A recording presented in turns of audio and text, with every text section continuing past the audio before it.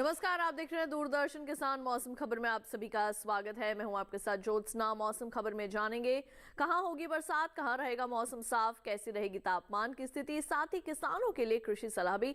लेकिन शुरुआत करते हैं आज की 5 बड़ी खबरों के साथ, जिनमें शामिल है 5 राज्य जिनके बारे में हम आपको जानकारी देने वाले हैं। जिसमें सबसे पहले हम बात करेंगे असम की। यहाँ पर इक्का दुक्का जगह जो है वो जोरदार वर्षा होने की संभावना है। इसके बाद अब नजर डाल लेते हैं मेघालय पर, तो यहाँ पर भी छिटपुट इलाकों के अंदर जो है वो बरसात हो सकती है। इसके बाद बात कर लेते हैं हम पूर्वोत्तर भारत के ही नागालैंड की, तो यहाँ पर बिजली की चमक के साथ चल सकती हैं तेज हवाएं। इसके बाद बढ़ते हैं आगे और अब रुक कर लेते हैं केरल का। यहाँ पर भी बिजली की चमक के साथ तेज हवाएं चलने की आशंका है। अंत में हम यहाँ पर बात कर लेते हैं अंडमान निकोबार की, तो यहाँ पर कहीं कहीं तेज बारिश की संभावना जताई जा रही है।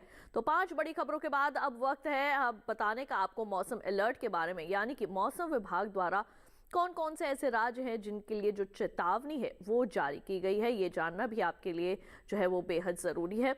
तो इसमें कुछ राज्य जो शामिल हैं उनके बारे में आपको जानकारी देते हैं। सबसे पहले हम यहाँ पर आपको बताने वाले हैं असम मेघालय के बारे में। तो यहाँ पर जो है वो बिजली की चमक के साथ वर्षा हो सकती है। इसके साथ ही अगर हम बात करें केरल की, तो यहाँ पर भी जो है वो बिजली की चमक के साथ वर्षा होने की संभावना बनी हुई है। अंडमान निकोबार द्वीप समूह की अगर बात करें तो यहाँ पर भी वर्षा होने के अनुमान है। शेष राज्यों में मौसम साफ रहेगा। अब बढ़ते हैं आगे और अब बात कर लेते हैं मौसम पूर्वानुमान की, यानी कि अगले 24 घंटों के दौरान कहां होगी बरसात, कहां रहेगा मौसम साफ। शुरुआत करेंगे हम जम्मू कश्मीर श्रीनगर से और इसके साथ ही लेह लद्दाख, तो यहां पर कहीं कहीं बरसात होने की संभावना है। इसके बाद अगर हम बात करें पूर्वी उत्तर प्रदेश की, तो यहां पर भी कहीं कहीं वर्षा हो सकती है। शेष राज्यों यानी कि हिमाचल प्रदेश, उत्तराखंड, पंजाब, हरियाणा, चंडीगढ़, राजधानी दिल्ली सहित यहां पर जो है मौसम साफ बना रहेगा। पश्चिमी उत्तर प्रदेश में भी वर्षा की फिलहाल कोई उम्मीद नहीं है। बढ़ते हैं आगे, बात कर लेते हैं पूर्वी भारत की, तो यहाँ पर उप हिमालय, पश्चिम बंगाल और सिक्किम में जहां अनेक जगह वर्षा होने की संभावना है, तो वहीं दूसरी ओर बिहार, झारखंड, ओडिशा और गांगे पश्चिम बंगाल में भी बरसात हो सकती है। लेकिन असम और मेघालय में अधिकतर जगह वर्षा होने के अनुमान है। दक्षिण भारत के अंडमान निकोबार द्वीप समूह की अगर आपको जानकारी दे, तो यहाँ पर भी अधिकतर हिस्सों के अंदर जो है वो बरसात हो सकती है। तो वहीं दूसरी ओर तटीय आंध्र प्रदेश, रायलसीमा, तमिलनाडु और पुडुचेरी में भी जो है वो वर्षा होने के अनुमान है। बात करें केरल की, तो यहाँ पर भी बादल जो है वो बरस सकते हैं। इसके साथ ही बढ़ते हैं आगे, रुक कर लेते हैं पश्चिम भारत का, तो कोंकण, गोवा में जो है वो वर्षा होने की संभावना है। बाकी जो शेष राज्य हैं यानी कि मध्य महाराष्ट्र, मराठवाड़ा, गुजरात, सौराष्ट्र और कच्छ, यहाँ पर मौसम साफ रहेगा। और ऐसा ही मौसम साफ देखा जा सकता है मध्य भारत के मध्य प्रदेश, छत्तीसगढ़ और विदर्भ में भी। ये जानकारी हमने आपको दी है मौसम पूर्वानुमान की। अब बढ़ते हैं आगे, बात कर लेते हैं मौसम की चाल की, यानी कि पिछले 24 घंटों के दौरान देश में कहां कहां हुई है बरसात। तो उत्तराखंड और पूर्वी उत्तर प्रदेश में पिछले 24 घंटों के दौरान बरसात हुई। तो वहीं पूर्वी भारत के उप हिमालय, पश्चिम बंगाल, सिक्किम, बिहार, झारखंड, ओडिशा और गांगे पश्चिम बंगाल में भी बादल बरसे हैं। वहीं पूर्वोत्तर भारत के अरुणाचल प्रदेश, असम और मेघालय में वर्षा हुई। तो नागालैंड, मणिपुर, मिजोरम और त्रिपुरा में भी बादल बरसे। दक्षिण भारत की बात करें तो अंडमान निकोबार द्वीप समूह में जहां पर वर्षा हुई है, तो वहीं दूसरी ओर तटीय आंध्र प्रदेश, तेलंगाना, रायलसीमा, तमिलनाडु, पुडुचेरी में भी बादल बरसे थे। पिछले 24 घंटों के दौरान केरल और कर्नाटक के जो भीतरी और तटीय इलाके हैं वहां पर भी जो है वो वर्षा देखने को मिली थी। बढ़ते हैं आगे, रुक कर लेते हैं हम यहाँ पर पश्चिम भारत का, तो कोंकण, गोवा और मध्य महाराष्ट्र में भी पिछले 24 घंटों के दौरान वर्षा हुई है। तो वहीं मध्य भारत के पूर्वी मध्य प्रदेश और छत्तीसगढ़ में भी जो है वो पिछले 24 घंटों के दौरान बादल बरसे थे। ये हमने आपको जानकारी दी मौसम की चाल की, यानी कि पिछले 24 घंटों के दौरान देश के कौन कौन से हिस्सों में बादल बरसे थे। इसके साथ ही मौसम खबर में वक्त हो चला है एक छोटे से ब्रेक का। जल्द लौटेंगे वापस, कहीं मत जाइए, देखते रहिए दूरदर्शन के साथ।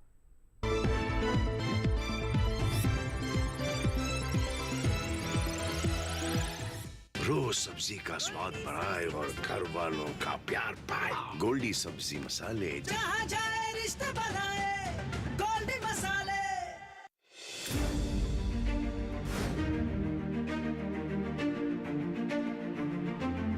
फसलों के भाव से लेकर उनकी आवक तक, पैदावार से लेकर बुआई के क्षेत्रफल तक, आयात से लेकर निर्यात तक, घरेलू से लेकर वैश्विक बाजार तक, मंडियों की सही और ताजा जानकारी पाएं। विशेषज्ञों की राय का लाभ उठाएं। देखिए मंडी खबर सोमवार से शनिवार शाम 5 बजे सिर्फ दूरदर्शन किसान पर।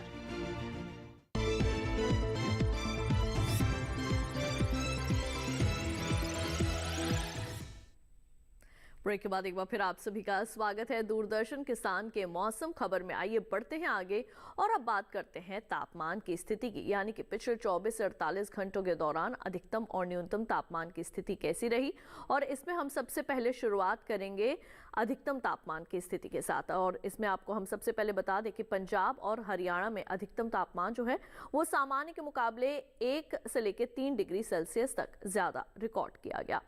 इसके बाद बढ़ते हैं आगे और अब रुख कर लेते हैं हमारे अगले राज्य का, जिसमें शामिल है गांगे पश्चिम बंगाल। तो यहाँ पर अधिकतम तापमान सामान्य की तुलना में 1 से 3 डिग्री सेल्सियस तक कम रिकॉर्ड किया गया है। पूर्वोत्तर भारत के भी लगभग सभी राज्यों में इसी तरीके की तापमान की स्थिति जो है वो देखने को मिली है, अधिकतम तापमान की स्थिति।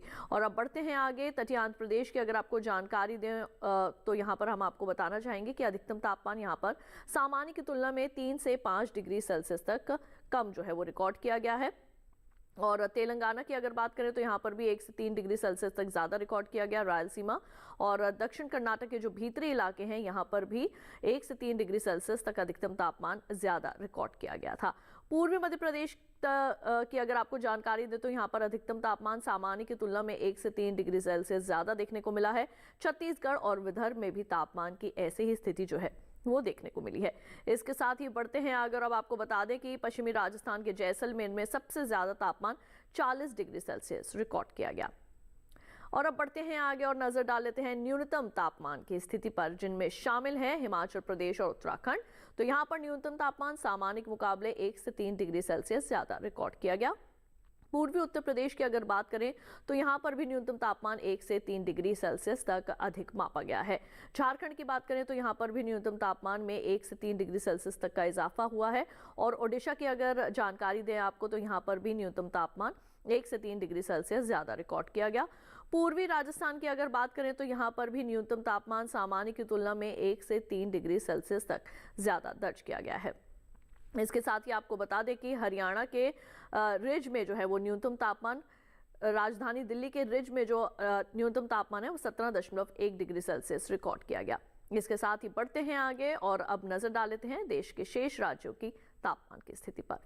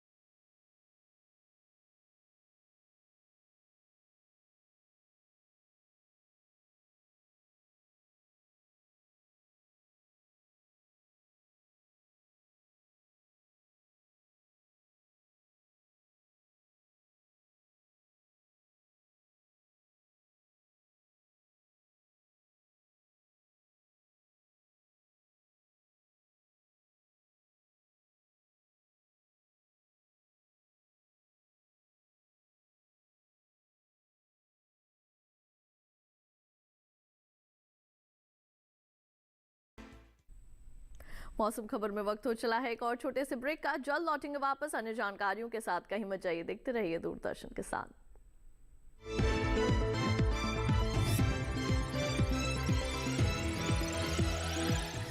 रोज सब्जी का स्वाद बढ़ाए और घर वालों का प्यार पाए। गोल्डी सब्जी मसाले, जहाँ जाए रिश्ते बनाए गोल्डी मसाले।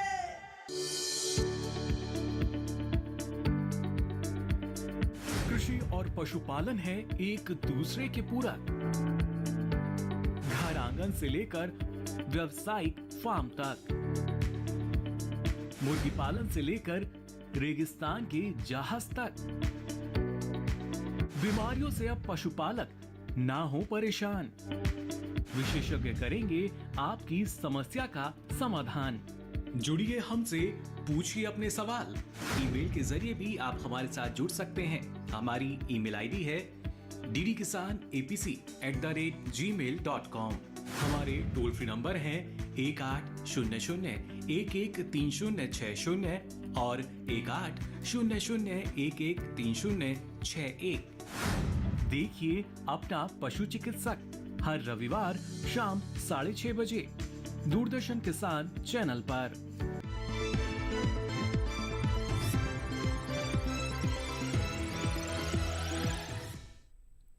ब्रेक के बाद एक बार फिर आप सभी का स्वागत है दूरदर्शन किसान के मौसम खबर में। आइए मौसम खबर में बढ़ते हैं आगे और अब बात कर लेते हैं हम यहाँ पर वायु गुणवत्ता की, यानी कि वायु गुणवत्ता सूचकांक के आधार पर जो कुछ राज्य हम आपको बताएंगे वहाँ का जो वायु है वो किस तरीके का है, यानी कि प्रदूषण स्तर कैसा है। शुरुआत करेंगे राजधानी दिल्ली के साथ, जहाँ पर वायु गुणवत्ता जो है वो रिकॉर्ड की गई है 120, जो कि एक संतोषजनक स्थिति में इसको देखा जा सकता है। लखनऊ के 200 और ये एक थोड़ी सी खराब स्थिति में जो है वो इसको हम माप सकते हैं।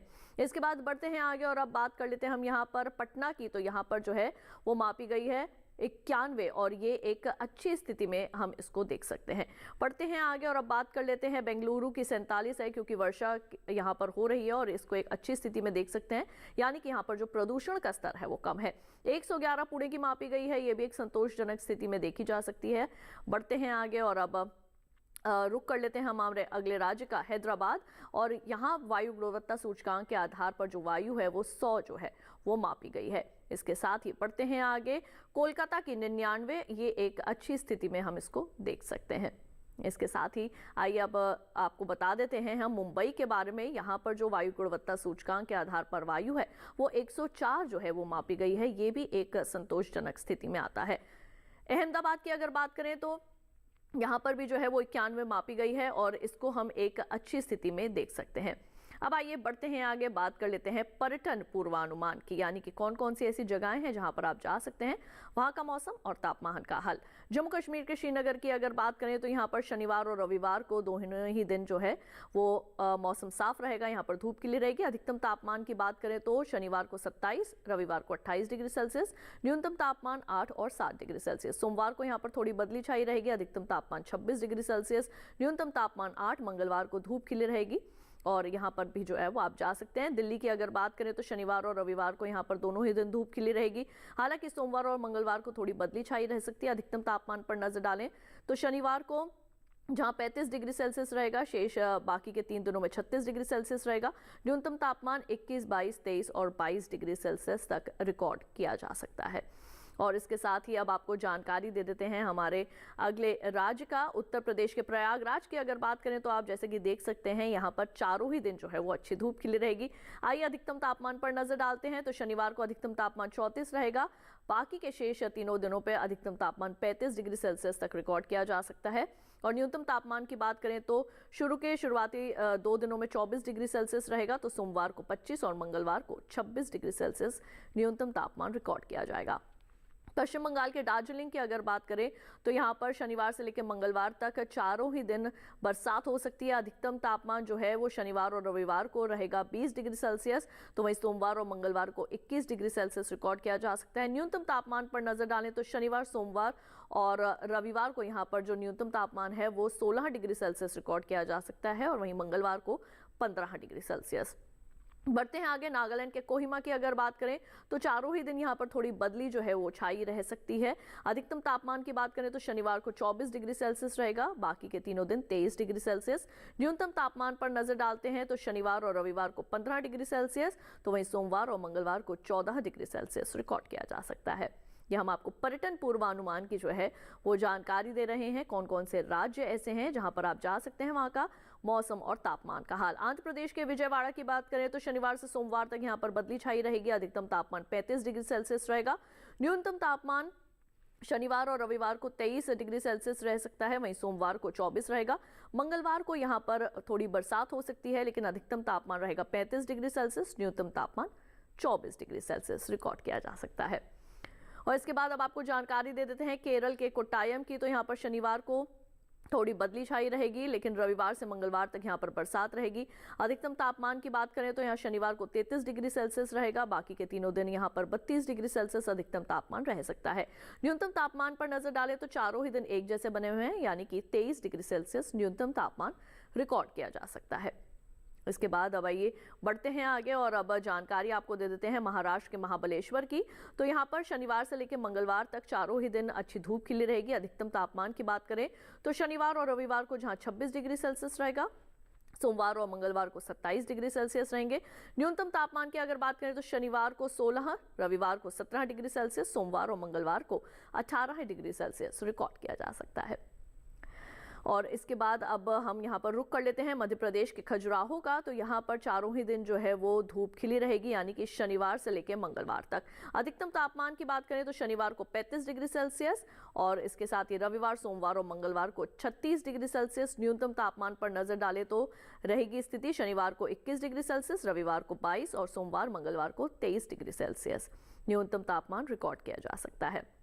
अब आपको बता दें हम राजस्थान के जोधपुर के बारे में, अगर आप यहाँ जाना चाहते हैं तो शनिवार से लेके मंगलवार तक यहाँ पर चारों ही दिन जो है वो अच्छी खासी धूप खिली रहेगी। अधिकतम तापमान पर नजर डालें तो शनिवार और रविवार को 35 रहेगा, सोमवार और मंगलवार को 34 डिग्री सेल्सियस रहेगा। न्यूनतम तापमान की बात करें तो शनिवार को 23, रविवार को 22 डिग्री सेल्सियस, वहीं सोमवार और मंगलवार को 21 डिग्री सेल्सियस रिकॉर्ड किया जा सकता है।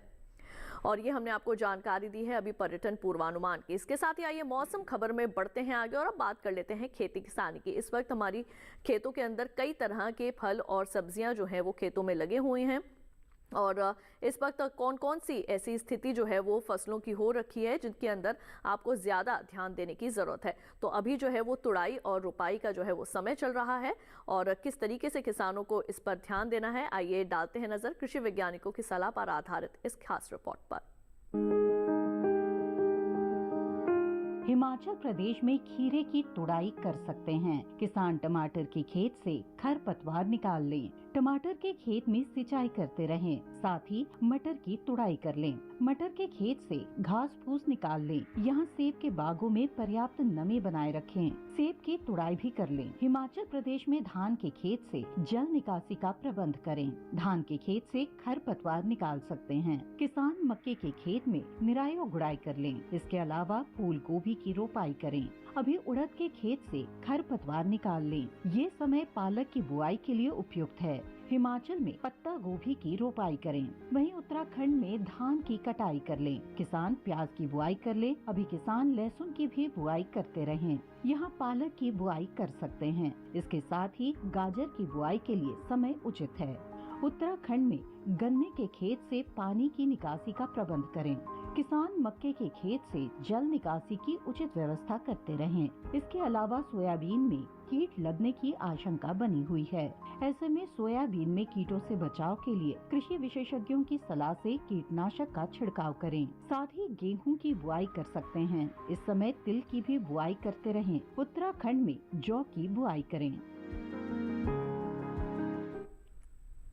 तो अभी आपने खेती किसानी से संबंधित कुछ विशेष जानकारियां हासिल की। इसके साथ ही आइए मौसम खबर में बढ़ते हैं आगे और अब बात कर लेते हैं आज की फसल की। आज की फसल में हम आपको जानकारी देने वाले हैं गाजर के बारे में। जी हां, इस वक्त गाजर की जो है वो बुआई का समय चल रहा है। देश के काफ़ी हिस्सों में इसकी बुआई की जाती है।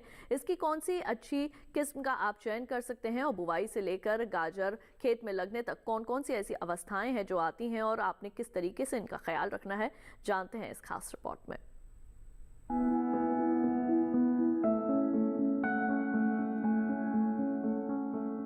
गाजर की खेती के लिए बलुई दोमट और दोमट मिट्टी सबसे अधिक ठीक रहती है। जिस खेत में आप गाजर बो रहे हो उसमें से पानी निकालने का पूरा प्रबंध होना चाहिए। मेड़ों पर फसल बोने से जल भराव का खतरा कम हो जाता है। 1 हेक्टेयर के लिए 5 से 6 किलो बीज पर्याप्त होते हैं। बोने से पहले खेत की मिट्टी को भुरभुरा बना ले। कतार से कतार के बीच की दूरी करीब 30 सेंटीमीटर होनी चाहिए। बोते समय 1 हेक्टेयर जमीन में 30 किलो नाइट्रोजन, 40 किलो फास्फोरस और इतनी ही मात्रा में पोटेशियम देनी चाहिए। बुआई के 25 से 30 दिन बाद 15 किलो नाइट्रोजन दे दे और 45 से 50 दिन बाद भी 15 किलो नाइट्रोजन प्रति हेक्टेयर के हिसाब से दे। जब बीज उगाए तो 8 से 10 दिन के अंतराल पर सिंचाई करें। गाजर की फसल के साथ अनेक खरपतवार उगाते हैं जो भूमि में नमी और पोषक तत्व लेते हैं, जिसके कारण गाजर के पौधों का विकास और बढ़वार पर प्रतिकूल प्रभाव पड़ता है। इन्हें खेत से निकालना बहुत आवश्यक हो जाता है। निराई करते समय पंक्तियों से अनावश्यक पौधे निकालकर मध्य की दूरी अधिक कर देनी चाहिए। साथ ही बढ़ी हुई जड़ों में हल्की निराई गुड़ाई करते रहना चाहिए। गाजर की फसल पर मुख्य रूप से छोटे छोटे कीड़े मकोड़ों का प्रकोप होता है। इसकी रोकथाम के लिए नीम का काढ़ा पंप की मदद से 10 से 15 दिन के अंतराल पर छिड़काव करें। गाजर की फसलों में आर्द्र गलन रोग के कारण बीज के अंकुरित होते ही पौधे संक्रमित हो जाते हैं, जिससे तने का निचला भाग जो भूमि की सतह से लगा रहता है सड़ जाता है। फलस्वरूप पौधे वहीं से टूटकर गिर आते हैं। इस रोग की रोकथाम के लिए विशेषज्ञों की सलाह पर बीजोपचार कर ले। गाजर की जड़ों की खुदाई तभी करें जब वे पूरी तरह विकसित हो जाएं। खेत में खुदाई के समय पर्याप्त नमी रखें। साथ ही फसलों को सुखाकर उचित स्थान पर भंडारित करें।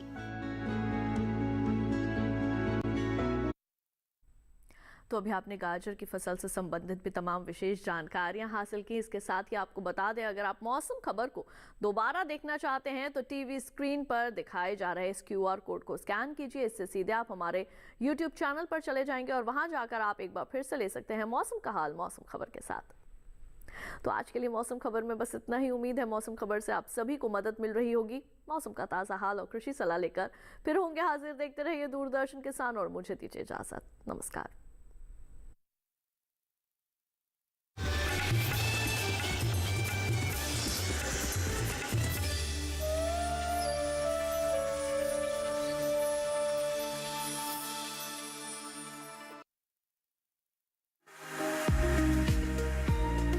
हरी भरी पौधे और फूलों का उद्यान मेला, जिसमें मिलेगी बागवानी से जुड़ी हर जानकारी।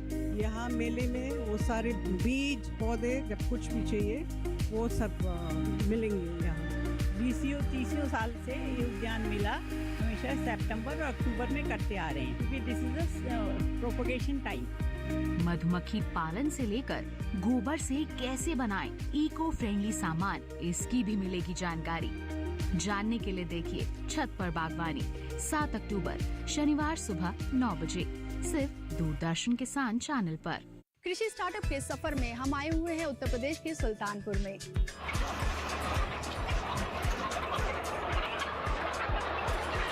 अंडे प्रोटीन का रिच सोर्स होते हैं, इसीलिए कहा गया है संडे हो या मंडे रोज खाओ अंडे।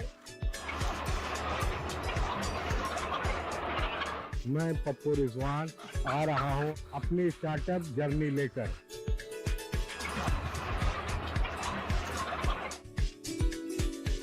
देखिए कृषि स्टार्टअप इस शनिवार रात 9:30 बजे और पुनः प्रसारण सोमवार शाम 4 बजे सिर्फ डीडी किसान पर।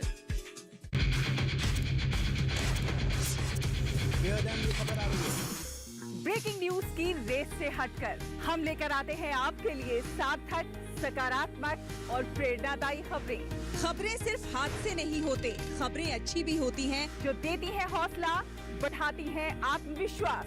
मुश्किल वक्त में भी जब लोगों ने दिखाया कुछ कर गुजरने का जज्बा, हम लेकर आते हैं अपने इस खास कार्यक्रम में आम लोगों के जज्बे की कहानियाँ। देखिए मेरे साथ गुड न्यूज जज्बा इंडिया का।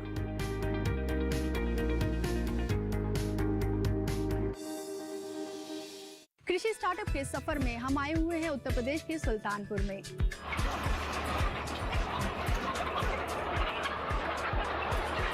अंडे प्रोटीन का रिच सोर्स होते हैं, इसीलिए कहा गया है संडे हो या मंडे रोज खाओ अंडे।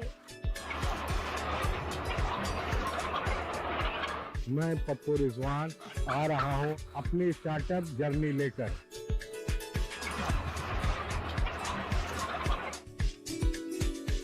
देखिए कृषि स्टार्टअप इस शनिवार रात 9:30 बजे और पुनः प्रसारण सोमवार शाम 4 बजे सिर्फ डीडी किसान पर।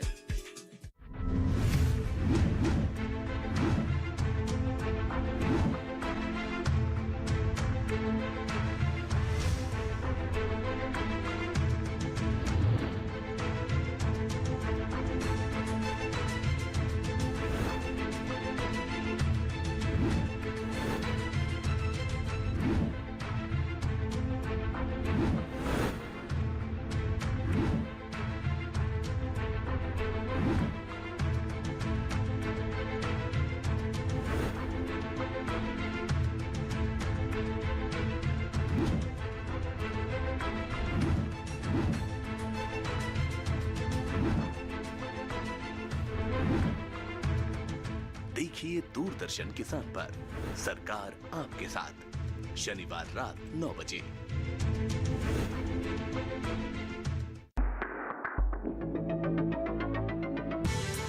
रिसर्चरों ने साबित किया अंतरिक्ष यात्रियों की इम्यूनिटी और गुरुत्वाकर्षण का सीधा कनेक्शन।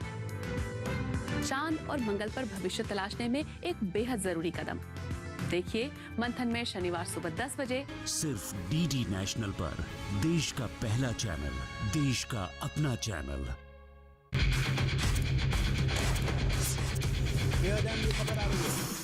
ब्रेकिंग न्यूज की रेस से हटकर हम लेकर आते हैं आपके लिए सार्थक, सकारात्मक और प्रेरणादायी खबरें।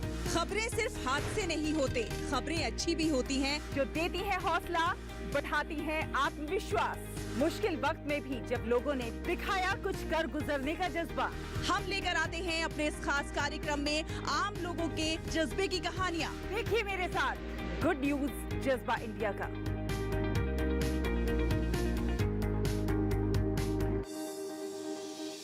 कृषि स्टार्टअप के सफर में हम आए हुए हैं उत्तर प्रदेश के सुल्तानपुर में।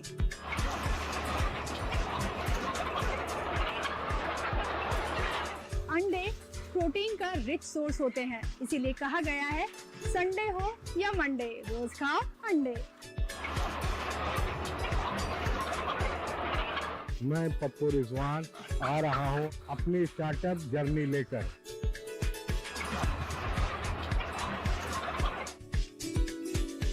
देखिए कृषि स्टार्टअप इस शनिवार रात 9:30 बजे और पुनः प्रसारण सोमवार शाम 4 बजे सिर्फ डीडी किसान पर।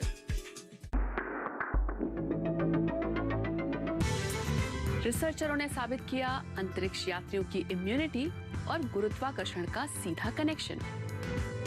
चांद और मंगल पर भविष्य तलाशने में एक बेहद जरूरी कदम। देखिए मंथन में शनिवार सुबह 10 बजे सिर्फ डीडी नेशनल पर, देश का पहला चैनल, देश का अपना चैनल।